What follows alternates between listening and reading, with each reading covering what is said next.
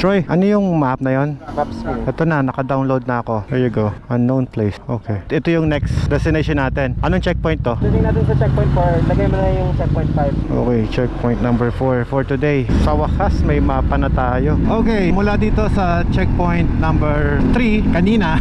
Ito, episode 2 na to ha.